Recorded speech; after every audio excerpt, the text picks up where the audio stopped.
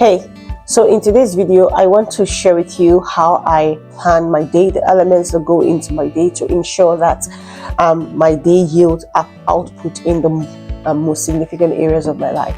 There's a lot of advice out there on how to plan your day. However, as a wife and mom who's very intentional about her family, as well as a multifaceted entrepreneur with a 9-to-5 job, I found that a lot of the advice or the strategies to planning your day didn't fully capture the elements of my life, like my family and the fact that I could have a 9-to-5 job besides my business. Most of the systems were tailored towards people that basically were doing one thing, whether it's your business or your job, but just one thing. And I wanted something that would speak to the different areas of my life. So I created an approach to planning my day and my week over the course of my week, so that I would be able to, my days could speak to the significant aspects of my life. And that's what I want to share with you in this video. I have 4 things that I look to put in my day: an intention for the day, a smaller task for the day, relational habits and personal habits, and I'm going to explain. So the first part of my day is always my intention. That is the most significant, most important thing that I should achieve that day. And usually my intention for the day speaks to my goals, but it could also speak to the other things. Now, the intention of the day can be used in different ways. You can use it to achieve your goals. You can use it to streamline your life, but I'm going to share with you how I do mine. Now, like I said earlier, I have a lot of moving parts, different aspects of my life, different balls moving at almost the same time. So what I do with my daily intentions is that I give each of my days, Monday to Saturday, my Sundays are always free, Monday to Saturdays, I give them themes. When it comes to goals, I have majorly 2 types of goals. I have my personal goals, but my personal goals is further divided into my career goals or any other goals that I have. So anything that is outside of my business falls under my personal goals. That's just how I categorize my life. Feel free to do yours in a different way. I did mine that way because it's easy for me to put my field under my personal life and put my business different, because my business has I do more than one thing. So it was just easy for me, but feel free to put your categorize your goals differently. My goals are either business or personal, and then there's another part of my schedules called tasks. Tasks are those things that I need to do, professional stuff that I need to do, whether personally or business wise. On Mondays and Thursdays, my intention for the day is always achieving my goals in the direction of a personal life. So and a lot of times they are growth related goals, which I have created based on my Thrive Gap assessment, which I'm going to talk about in an upcoming video. So I don't just create goals, growth goals. I create growth goals in the direction of what I need per time based on this assessment. So basically, when I've created my growth goals in direction of this assessment and for my personal life, Mondays and Thursdays are the days that I use to dedicate to that time. So when I wake up on a Monday or a Thursday, I know that my intention for that day is to focus on my growth goal. I always create a like a tracker, that helps me tick off stuff as I get to do things and reflect on the rest. Now on Tuesdays, my intention for the day is, like I said, intention is the single most important thing, the VIP goal for the day. On Tuesdays, my intention is usually my business task, because I have a full life, I also have a 9-to-5 and all that. So I don't typically have the business working hours where I go to work on my business, so to speak. I have focus hours daily from Monday to Saturday. But those focus hours, I have to divide them between my growth goals, between my business goals, and other things that I need to do. So I work using theme. So on Tuesdays is my business task, and during my focus hours, now I forgot to mention that the intention for the day, I always carve out time to fulfill my intention using focus time blocks. However, depending on what is my intention for the day and how I'm able to achieve it, if I have pockets of times during the day, I can go about it. For example, on a day like Tuesday, that my intention for the day is my business tasks, all the business tasks I have for the week. let's assume I have a business task that will just take like 5 or 10 minutes, and I have a quick break at the office. I could just quickly do it and move on, But if I have something like a course I need to study, I'm going to definitely do it on my focus time, time block. So that's basic. So I wake up in the day and I know that, okay, this is my intention for today, and I have a list of things I want to do. Wednesdays is my personal task, Wednesdays and Saturday mornings. And then Thursdays, like I said, is my personal growth goals. Friday and Saturday afternoon to evening, I focus it on my business. So my Saturday typically has 2 intentions, but the first part of the intention is my personal task. But a lot of times those personal tasks are actually my home chores. So at the back of my mind, business is still the intention for Saturday, just that I have to wake up doing some home things first. So that is the thing. The first part of planning my day is my intention to do. The second is 3 smaller tasks. Now, in the task management video that I talked about recently, I talked about weekly, monthly, quarterly, yearly, one-off / sometime task. Now, those weekly tasks, I like to put them under the smaller tasks because they occur every day.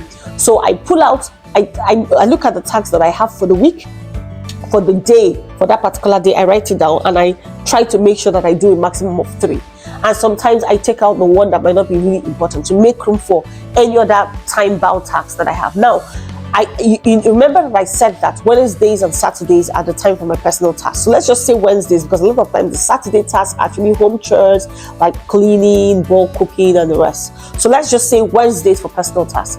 Supposing I have an appointment that is not on a Wednesday, that's on a Thursday, and I couldn't put it on a Wednesday, it's on a Tuesday, for example, or a Thursday. I'm not going to put it on Wednesday just because my intention for Wednesday is a personal task. That is a time-bound task. It's time-attached task. So I'll put it on Thursday, but I'm going to put it under smaller task, not my goal for the day. So what I'm going to do is I'm going to look for another smaller task to sacrifice if I already had 3 tasks to put in that one, except I think, okay, I have enough time to achieve that. So that's basically, so I have the intention for the day, I have the 3 smaller tasks. The next one is the 3 relational habits. Now, as a mom, like I said, one of the things that made me develop this system is I wanted something that could speak to my entire life. Now, as a mom, as a mom and wife, I want to create habits that will help my family flourish. And the truth is that in different seasons of life, it will be different things, I remember that when my husband first relocated and I was back in Nigeria, one of my relational habits was making sure that we call every day. Now, truth be told, I didn't really need to pen down as a relational habit because my husband and I called every day. However, I didn't want to leave it to chance because, for example, if I remember there were days when my husband had a long day and I simultaneously also had a long day, but we've been chatting all day. And then just as I'm about to go to bed and look at my schedule to see how my day went, I'm like, oh, I haven't called my husband, and I call him, so yeah, that was for me, that was making communications intentional. So I have 2 relational habits. Like I said, they can change from different things for different seasons, and it also covers my family, my kids. There was a time when I was trying to inculcate a study habit into my kids. I put it as a relational habit that every day you study for at least 30 minutes, and I put it in there, just as a reminder to me. Sometimes it could be that, okay, there's this challenge that I do, sometimes I like Love Your Child challenge. For those period, I'll put it as my relational challenge. It's different things that you do just to be more extra intentional beyond the things that you already do. Now, the last set is the personal habits, and the personal habits, basically what they do is they nourish you and keep you optimized so they can actually achieve your goals and live your life without being overwhelmed. A lot of times, like I often say, we plan for the goals we want to do, achieve, but we don't plan for how we want to achieve. And it takes a healthy and optimized spirit, soul, body, and mind to be able to do the things you need to do. So personal goals, I usually look at it. Personal habits, I usually look at it in the area of maintenance habits, things to help you perform at your peak, so they ideally should be habits that nourish your spirit, your soul, your body, your mind. For me, for my spirit, it's prayer and word study. For my soul, it's journaling. I journal a lot. I always say that if you're from Africa, you have a certain degree of trauma. Now, some people have worked on the trauma unintentionally and some intentionally, but for almost everyone, at least in my generation, this generation, I think the generation coming up, I think is better because we are more intentional. But even at that, if you're an African, there's almost a certain degree of trauma. And the truth is that you can't perform at your best till these things are dealt with. So for me, journaling is one of those ways, of course, depending on the level. It could be, you might need therapy at some point, you might need to really do mind reprogramming and all those things. But I like to do soul strips a lot, uncover the reasons behind why I do the things that I do, so I can find out the root of the reason and then address it if I need to. So for me, journaling is a nourishing habit for my soul, and for my mind, I'm always learning. I'm either listening to Audible or listening to something on YouTube.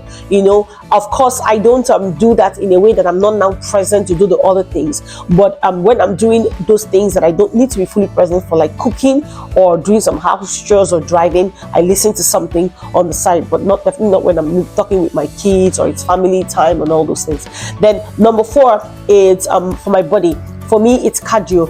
I like to run a lot. I don't do a lot of weightlifting. I should, but I don't. As of now, I did it once and I stopped, or a couple of times and I stopped. So, but for me, cardio is how I keep my body optimized. Yeah, so that is it for my the 4th habit. The 5th one is usually, a lot of times, usually variable. The first 4 speak to my spirit, soul, mind, body. The 5th one is usually a variable that is needed, and I'm just going to share with you what it has been for me in different seasons. At one season that I needed to work on my mindset for money, and it was basically listening to a series of podcasts every day throughout that month on the particular mindset I wanted to build. For another time, it was a certification I wanted to do, so it was basically watching or studying clips of the certification on Udemy.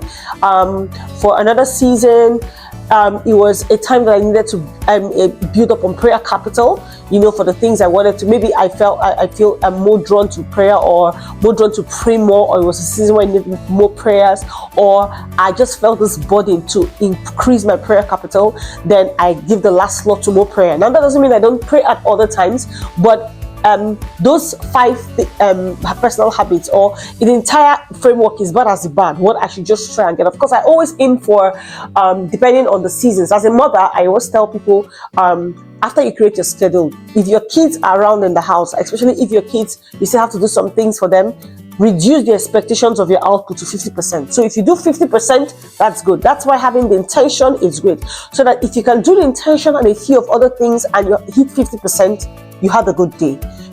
When your kids are not around, you're by yourself, you can increase the percentage, but at the end of the day, what you consider a successful day depends on the situations and the variables around you, So that's it. So in seasons where I feel like I need more prayer capital, I always I add that as a 5th one. Now I want to also mention that there are some times when I feel I need to do something to push out something. Maybe like I need to push out a product. For example, I need to create a course that requires a lot of my time. So usually at those times, I just go for the barest minimum of these routines. And so I have one intention. I have that just one small task, overarching small task that is very important I must do, and I write it down. I have one family routine or one relational routine or routine habit I must do. I write it down, and just 3 personal routines. And usually it's around my physical, my soul, because I love to, unearth, and then my body, my spiritual, my spirit, soul, and body. Mind, when I need to take off some things, I just leave mind for a while, because I know that even when I'm not actively doing it, I still learn. Sometimes when I sit down to watch TV, my own TV recreation is actually learning. I have certain YouTube channels I just go to learn. Sometimes I'm driving, I put up something to learn. So somehow learning will find a way into my schedule. But journaling might not, if I'm not very intentional about it. I reduce my minimum, my routines to the barest minimum, to create more room so that I have less things to do and more room to have focus deep work, and create the things that I need to do. Remember, like I said, depending on the season of life that you are in, you might need to reduce your expectations of what a successful day is. And there are some days when, if it was only the intention for the day you achieved, it's enough. You can imagine if you have maybe toddlers running around or something, you can't push for success the way someone who doesn't have the same situation will do. So yeah, that's how I structure my day, and it helps me stay super organized so that at the end of the week, I have done the tasks that matter. I have nourished my body steadily every day. I have made contact with my family in in the way that matters, and I have touched the tasks that matter and the goals that matter, both in my personal life and my business. And I hope this helps. All right. Thank you for listening, and see you. And don't forget to subscribe and like and share. Please share this with somebody that you feel will need it. And thank you for doing so. All right. Bye.